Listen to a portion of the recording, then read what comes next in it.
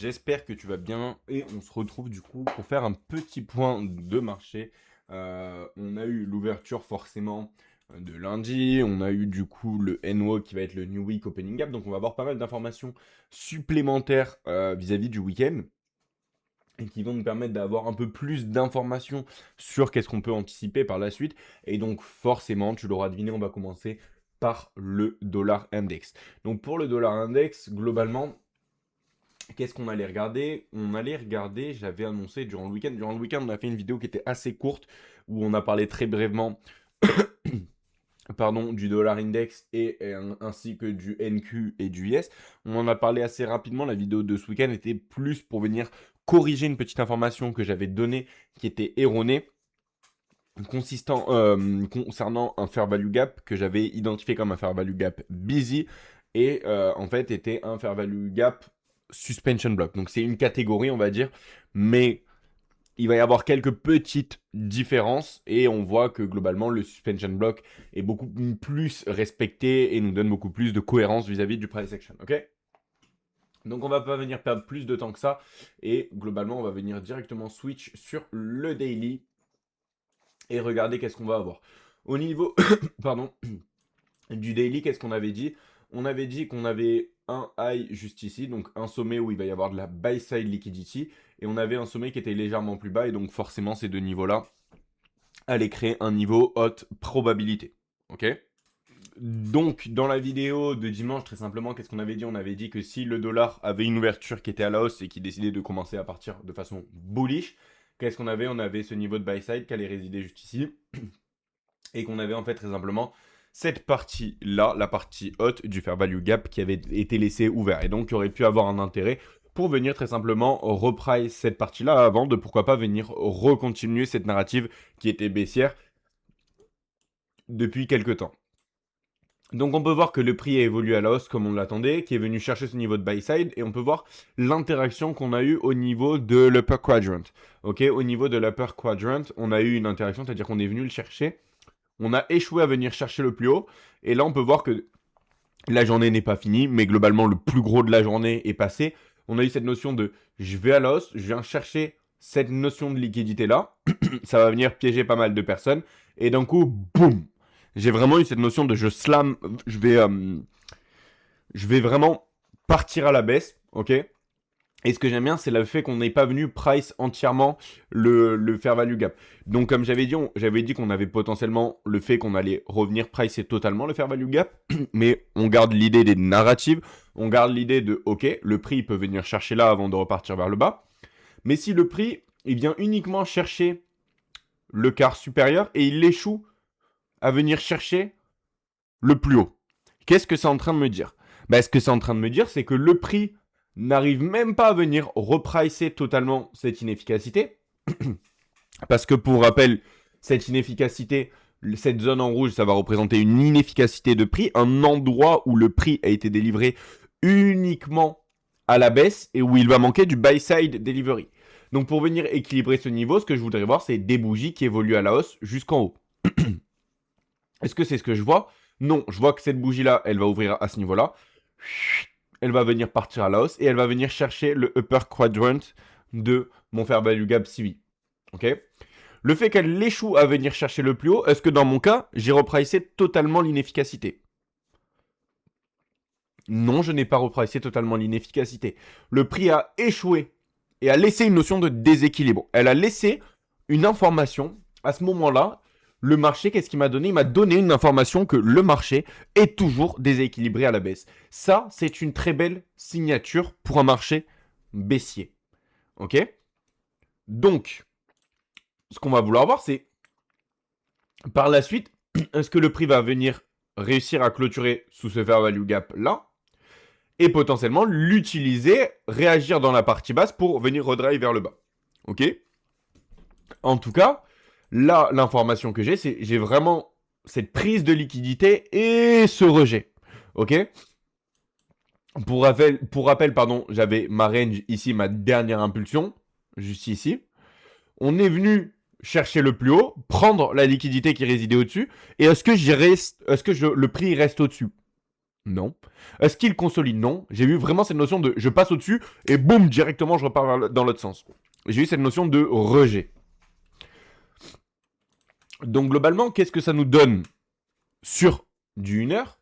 Ben, on va avoir notre ouverture, donc ça c'était notre clôture. On avait parlé de ce niveau de buy side qui était très haute probabilité.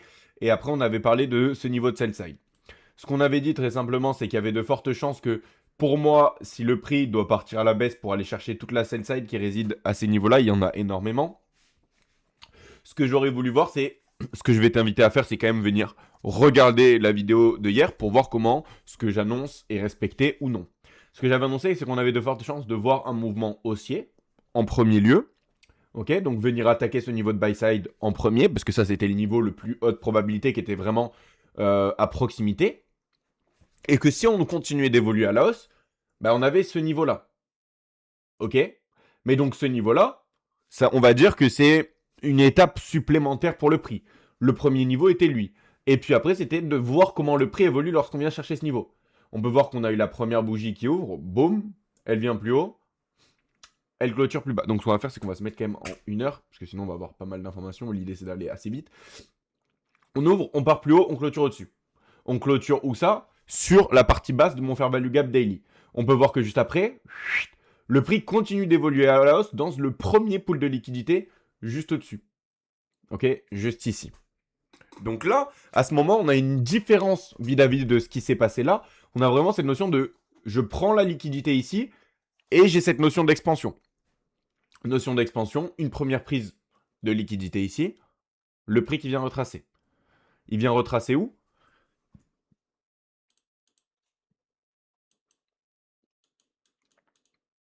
Ici. Qu'est-ce que c'est mon niveau en bleu? En fait, c'est la différenciation simplement entre ce cours de fermeture là et ce cours d'ouverture. On voit qu'on a cette notion de saut. Théoriquement, l'ouverture, elle aurait dû se faire ici, sur ce trait blanc. L'ouverture de la prochaine bougie, dans un marché qui est parfait, aurait dû se faire sur ce trait blanc. Sauf que ce que je vois, c'est que l'ouverture ne se fait pas sur ce trait-là, elle se fait beaucoup plus bas de la prochaine bougie. C'est ce qu'on appelle un volume de balance. Ce volume de balance-là va être utile à terme. Ok, on peut voir qu'il a été déjà reprice à cet endroit-là, mais c'est pas parce qu'il a été déjà reprice qu'on le supprime. Ce niveau-là va quand même être utile dans le temps. Ce que j'aime bien, c'est que si tu regardes, il fait partie des 20 dernières barres. Donc il fait partie de ton IBDA des 20 jours. Pour rappel, l'IBDA, tu vas pouvoir regarder 20 jours auparavant, 40 jours auparavant et 60 jours auparavant. Attention à ne pas confondre l'information 25 jours ici, qui va être globalement basée entre la durée du 11 décembre et du 5 janvier. Nous, quand on parle de IBDA 20 jours, 40 jours et 60 jours, ce qu'on parle, c'est du nombre de bougies. Donc combien est-ce qu'il y a de bougies qui séparent ce volume de balance ici et le fait qu'on y revienne ici, on voit qu'il y a 16 barres, donc 16 jours. Ça veut dire que ce volume de balance fait toujours partie de mon IBDA 20 jours et je peux toujours m'y référer. Et vu qu'il fait partie de mon IBDA 20 jours, il y a de fortes chances qu'il soit très influent sur le prix. Si par contre il faisait partie de mon IBDA 40 jours, il peut être influent, mais il y a moins de chances. Le fait qu'il soit dans les 20 derniers jours me conforte dans l'idée que ok, ça va être utile. Donc on peut voir qu'on vient prendre la liquidité ici, ok. On commence à retracer un premier mouvement. Ok.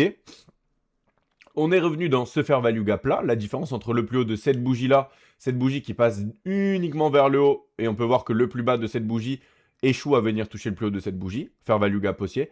Le prix qui revient une toute première fois, pousse à la hausse. Ce sommet là, comment il est comparé à celui-là? Bah, il est légèrement plus bas, donc je vais avoir un equal high qui se dessine. Le prix qui drive vers le bas, il vient trouver de la sensibilité où? Au milieu. C'est pour ça que je t'invite toujours à venir séparer ton volume de balance en deux. Enfin, tu peux le séparer en 4 parties avec ton quart supérieur, ton milieu et ton quart inférieur. Ça, tu le vois globalement. Quand je dis venir le séparer, c'est très simplement ça. Hein. C'est le séparer en 4 parties égales. On peut voir que le prix vient chercher le quart inférieur juste ici, avant de repousser à la hausse. Il vient repousser, chercher ce equal high et venir chercher le quart supérieur de mon fair value gap CB. Ok. Et puis juste après, qu'est-ce qui se passe? Dans un sens vers le bas, on revient dans notre fair value gap CB en dessous. Et ce qu'on va attendre de voir, c'est est-ce que par la suite le prix évolue vers le bas? Et forcément, ce que je préférerais voir à cet endroit-là, c'est une clôture juste en dessous du Consequent Encroachment. Ok? Pourquoi? Parce que forcément, une clôture en dessous du Consequent Encroachment me favoriserait le fait que ce niveau-là ne va pas être utilisé avec cette notion d'inversion pour supporter le prix. Encore une fois, on a un gros mouvement baissier. On est venu uniquement chercher cette liquidité-là. Je favoriserai le fait que le prix a des chances qui viennent évoluer encore à la baisse, ok, et qui viennent potentiellement à terme prendre ce lot où il va y avoir de la sell-side liquidité là-dessous. On va avoir ce lot juste en dessous. Mais globalement, qu'est-ce que ça va venir nous donner? Ça va nous donner ici un premier niveau de liquidité.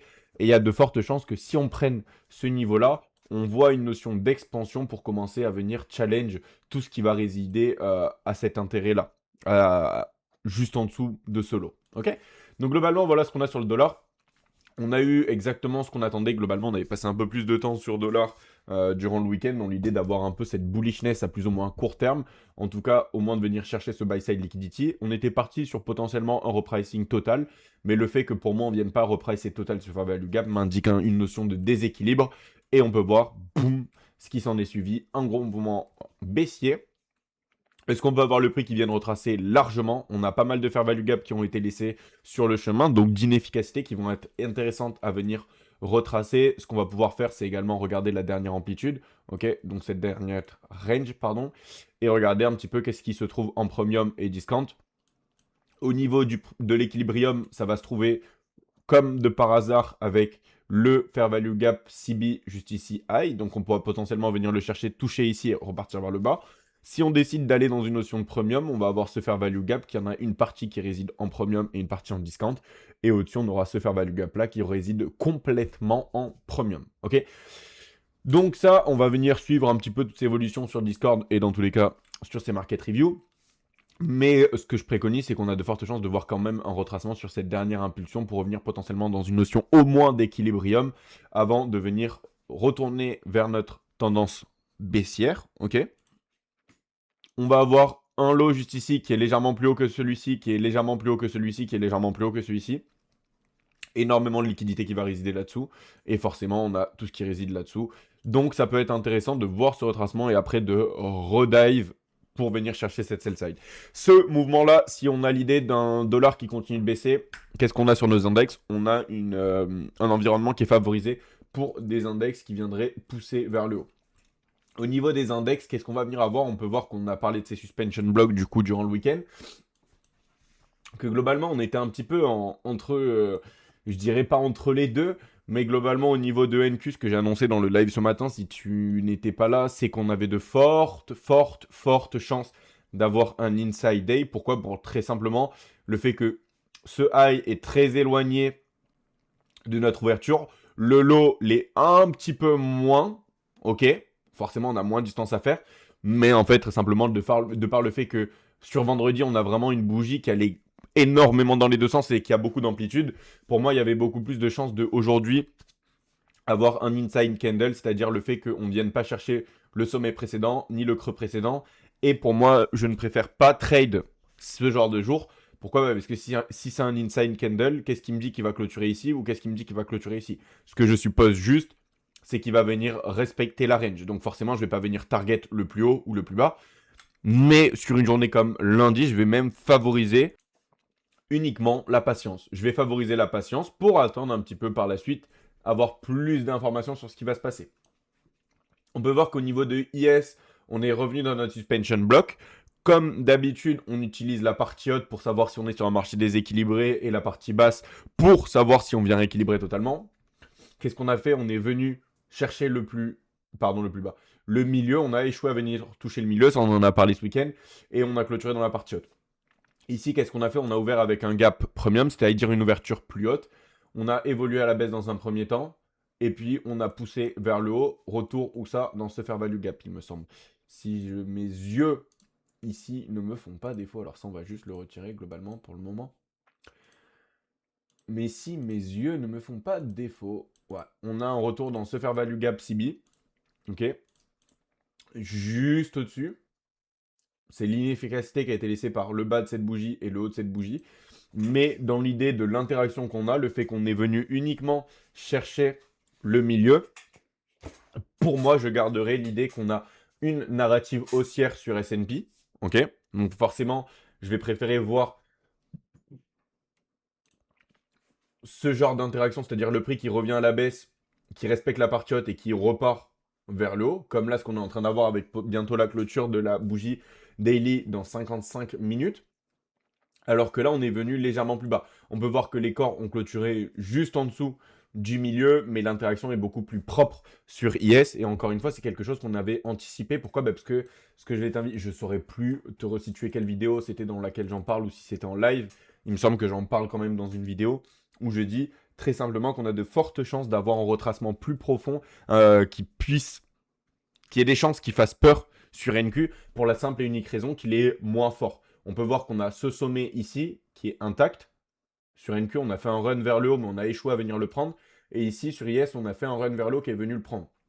Donc on a vraiment cette notion de force sur IS avec ce sommet qui a été pris et sur NQ qui a échoué. Donc le fait que NQ est légèrement plus faible que IS en ce moment, le retracement qui va forcément être un mouvement baissier dans le marché dans lequel on se trouve, il y a forte chance qu'il soit plus profond et qu'il aille beaucoup plus loin sur NQ. Ok. Au niveau de la suite, qu'est-ce qu'on va avoir? Ben, on reste dans l'idée. Alors, on va juste venir switch. Au niveau de IS, juste. Ouais, ça va venir me bouger tous les graphiques. Ce qu'on va venir regarder, ben, ça va être les fair value gap qui ont été laissés sur ce mouvement-là. C'est pas parce qu'on les a laissés qu'on est venu les reprice qu'on va plus les utiliser. Ok, tu peux venir les garder et toujours les utiliser en intraday. Ok. Quand je dis en intraday, tu vas pouvoir voir que le fair value gap que j'avais juste ici, c'est ce que je vais avoir ici. Et tu peux voir comment le prix aujourd'hui, donc dans un premier temps sur 5 minutes, il a évolué à la hausse. Chercher sur une base de mèche le milieu. On a eu un peu cette notion de choppiness à l'ouverture, c'est-à-dire on va dans les deux sens, puis on a réussi à clôturer au-dessus du milieu. On va vers le bas, on va vers le bas, et on vient plus haut.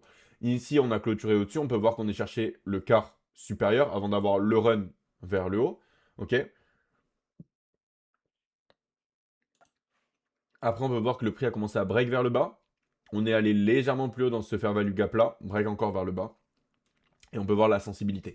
Donc là, tu vas me dire, oui, bah, c'est très bien, ton niveau, il fonctionne bien, mais il y a beaucoup d'erreurs. Oui, il y a beaucoup d'erreurs.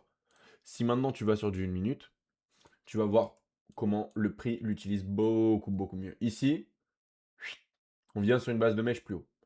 Regarde maintenant comment les mèches, oui, elles viennent légèrement plus bas, mais regarde comment elles respectent. Boum, boum. Le prix évolue plus haut. Il vient clôturer au-dessus du milieu de ton fair value gap là. Donc est-ce qu'à ce moment-là, ce niveau-là est utilisé comme premium? Ça vient utiliser comme résistance? Non. Le prix, il réussit à clôturer au-dessus. Donc ça me donne une indication que le prix à terme, il va vouloir aller plus haut. Le prix vient légèrement plus bas. Donc là, à ce moment-là, qu'est-ce qu'il fait? Il vient très simplement chercher la liquidité qui réside sous ce creux. Et ce creux, comment il est? Légèrement plus haut. Donc equal low. On vient chercher la liquidité. Boum. Regarde comment les mèches viennent s'accumuler ici. Et puis on a le drive vers le haut. On vient chercher le quart supérieur.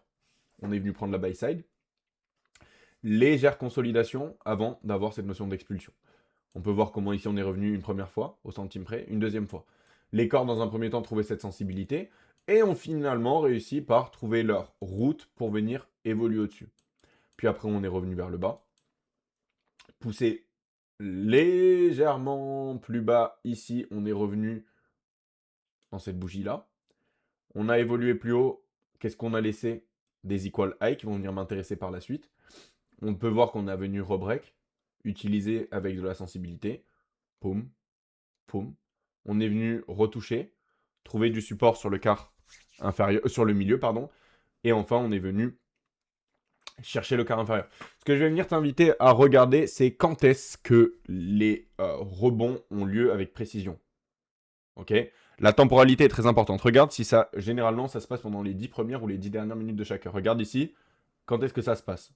Pendant une macro. Boum. Ici, quand est-ce que ça se passe? 2 minutes avant. Oh mince. Pourquoi il y en a deux déjà? 2 minutes avant la macro. Le prix révolue. Est-ce que, à ce moment-là, on a l'air d'avoir le respect de ce niveau-là? Oui. Les bougies clôturent juste en dessous. un tick en dessous. J'ai le respect, boum, pendant une macro. Ici, le prix vient break vers le bas à la fin de la macro, consolide, boum. Donc du coup, ça, on va pas venir s'intéresser. Pourquoi? Parce que ce serait simplement la lunch break et ça, on s'y intéresse pas.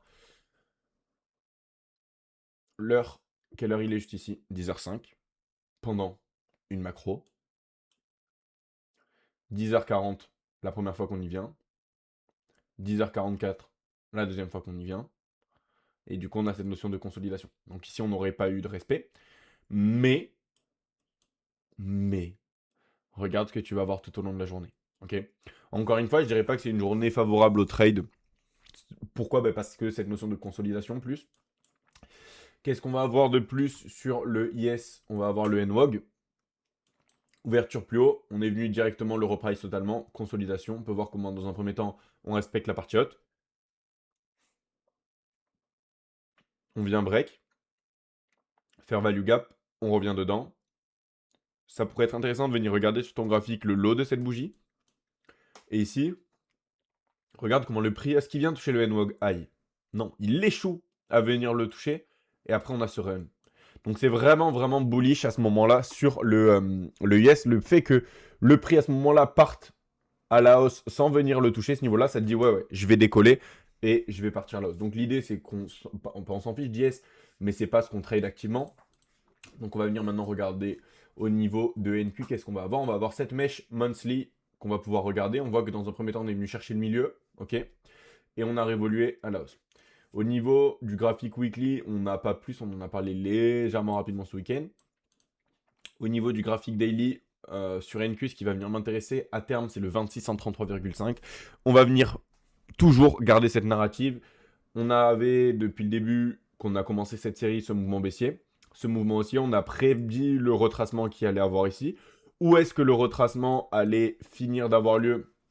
On avait dit qu'on avait la zone d'équilibrium juste ici, donc on pouvait aller légèrement plus bas pour aller chercher une zone de discount, mais que globalement, on va garder cette notion d'aller chercher la liquidité plus haut, de par le fait que IS me donne réellement cette narrative haussière, ok, avec le fait qu'on revienne dans ce fair value gap, on respecte la partie haute et on repart plus haut. Je me dis qu'on est haussier, buy side liquidité qui va résider énormément au niveau des 2633,5 et forcément si on les prend, pourquoi pas aller après à terme venir challenge les ATH. Donc voilà globalement ce qu'on a sur NQ. Si jamais ça t'intéresse que je fasse vraiment des reviews un peu plus poussées sur du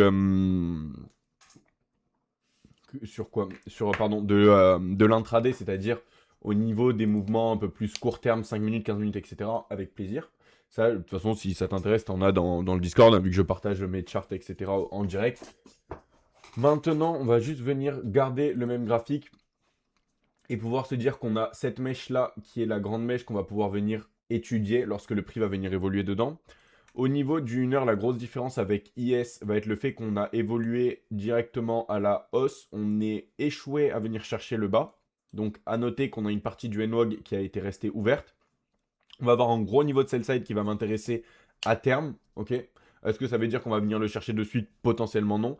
Mais il faut le garder en tête. C'est cette énorme piscine de liquidité sell side avec cette partie du NWOG qui a été laissée ouverte qui pour moi va m'intéresser et qui peut être un niveau à terme intéressant à venir chercher. Ok. J'aime bien le fait qu'on réussit à clôturer au-dessus de mon volume balance. Pourquoi? Parce que ça me permet de savoir qu'on n'a pas cette notion de premium et donc potentiellement à terme venir attaquer ce premier niveau de buy side qui réside juste au-dessus et pourquoi pas après aller évoluer et venir chercher le plus haut qui est notre objectif final depuis le début déjà dans un premier temps. Mais le fait qu'on clôture au-dessus, ici, j'aime beaucoup. Ok, j'aime beaucoup. C'est une petite confirmation qui me plaît. On va pouvoir du coup regarder en intra comment le prix réagit sur nos niveaux. Donc tu vas pouvoir voir, pareil, l'idée c'est pas de passer énormément de temps. Mais au niveau de mon intra, voilà comment moi je regarde le prix. Qu'est-ce qui m'intéresse comme niveau? NWOG juste ici. Celle-ci, une liquidité qui va résider là-dessous. Donc, si le prix commence à naviguer vers le bas, ça pourrait être très intéressant de venir le chercher. Pour être honnête, aujourd'hui, j'étais pas du tout intéressé par vouloir courir après ce mouvement-là.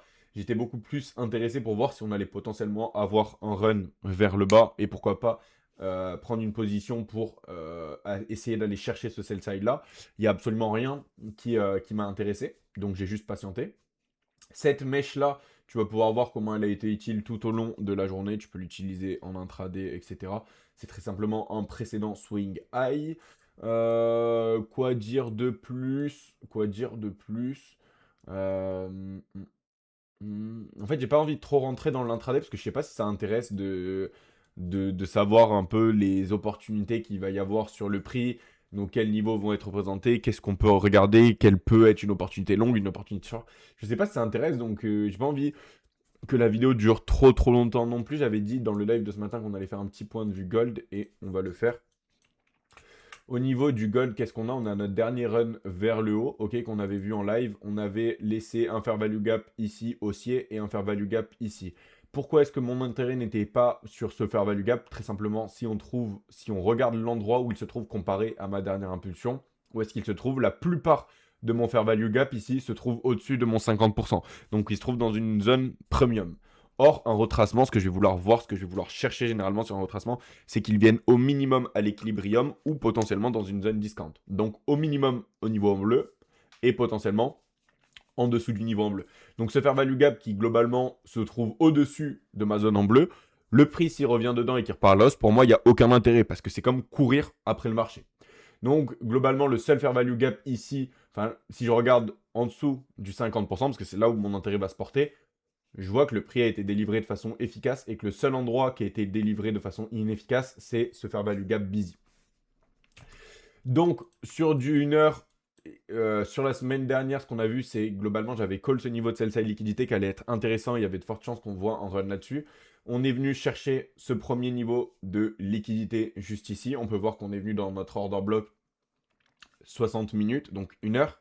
Et on peut voir la précision avec laquelle on est venu le toucher. On a évolué à la hausse. Notre mesh weekly, pour rappel, ça c'est le niveau que j'avais annoncé sur le live. J'avais dit cette mesh weekly qui va très simplement, au cas où,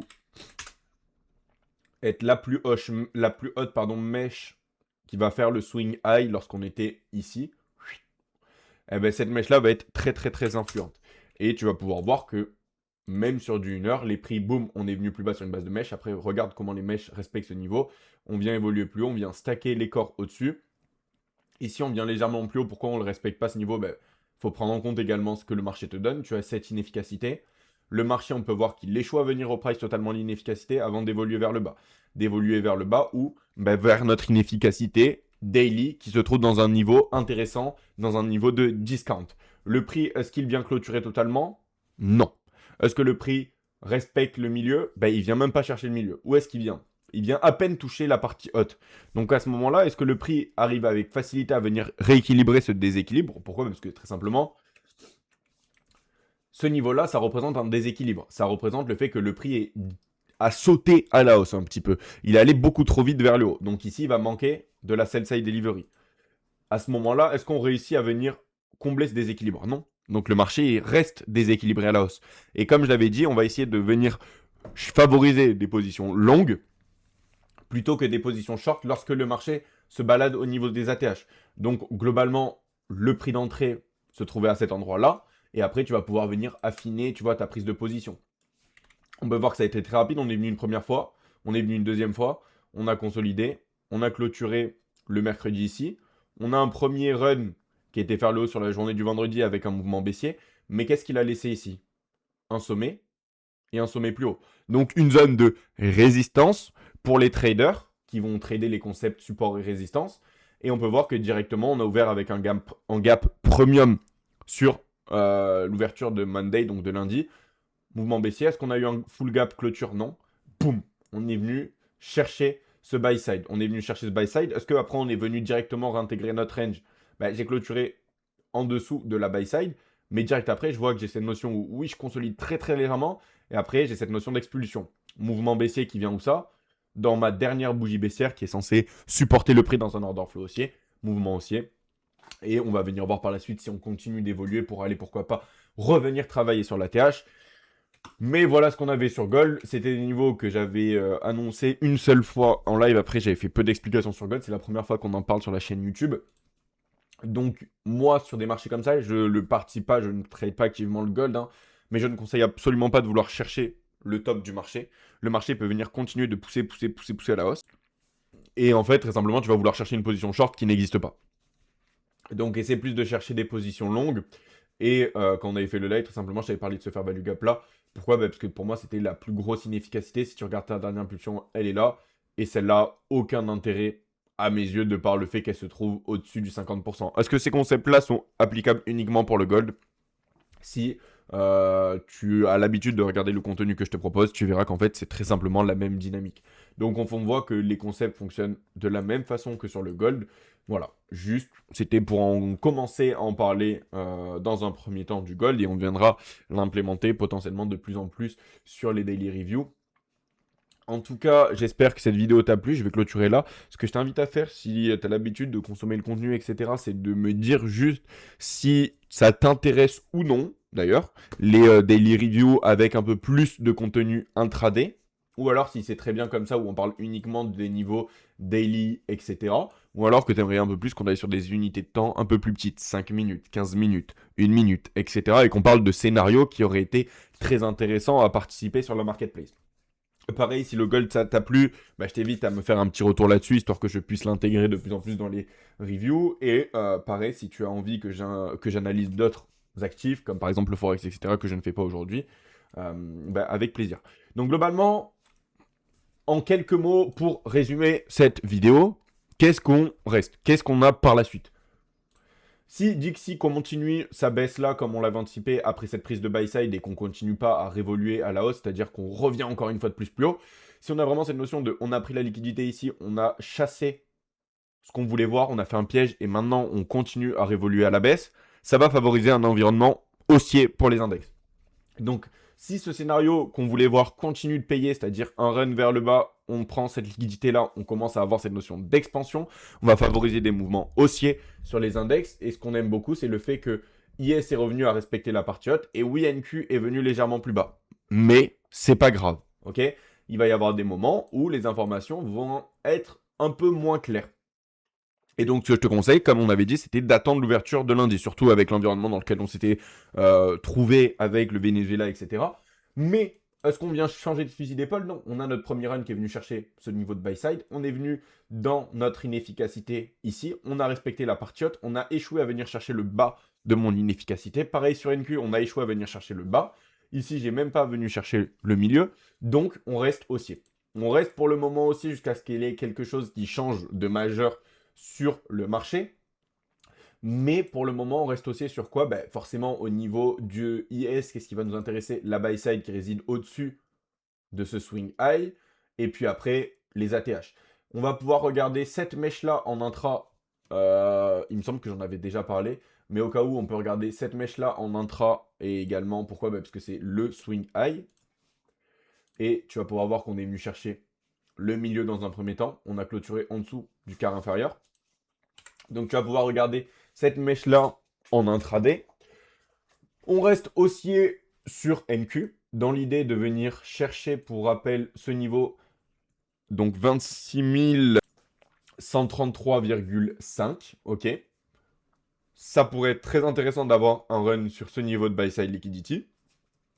Et avec, juste à noter, un potentiel retracement en intraday, avec une partie de mon NWOG qui a été laissée ouverte, d'accord? Ce gros niveau de sell-side liquidité, du coup, qui va permettre de potentiellement venir reprice totalement le NWOG.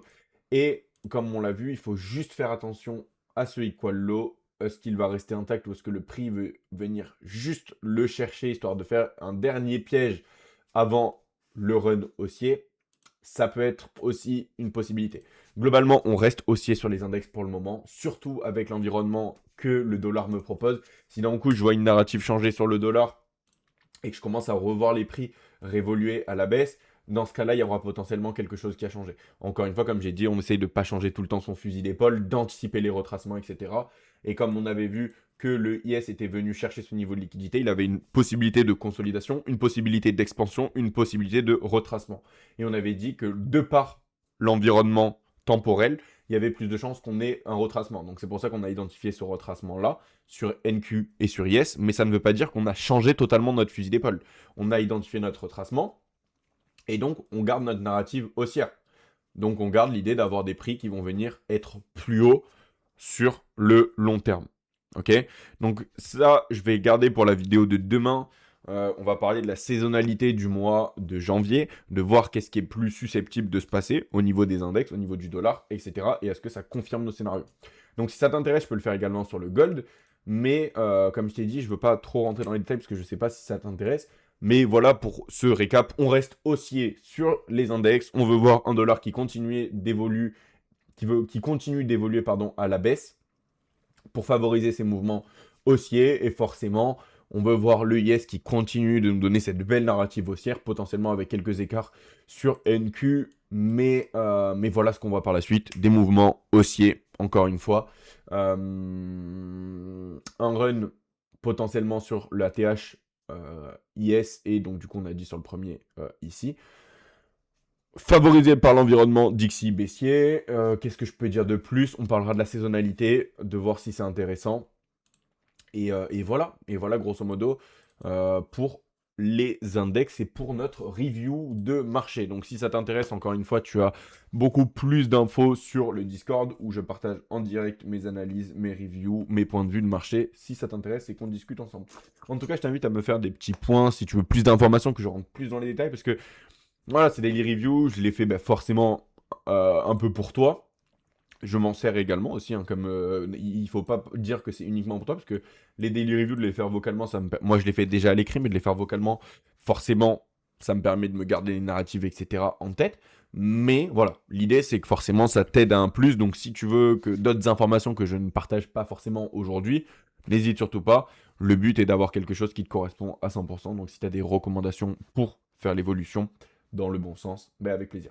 En tout cas, je te souhaite une très bonne semaine, une très bonne fin de journée, parce qu'il commence à être un petit peu tard, il est déjà actuellement 22h30. Et je te dis à demain pour une nouvelle vidéo. A plus.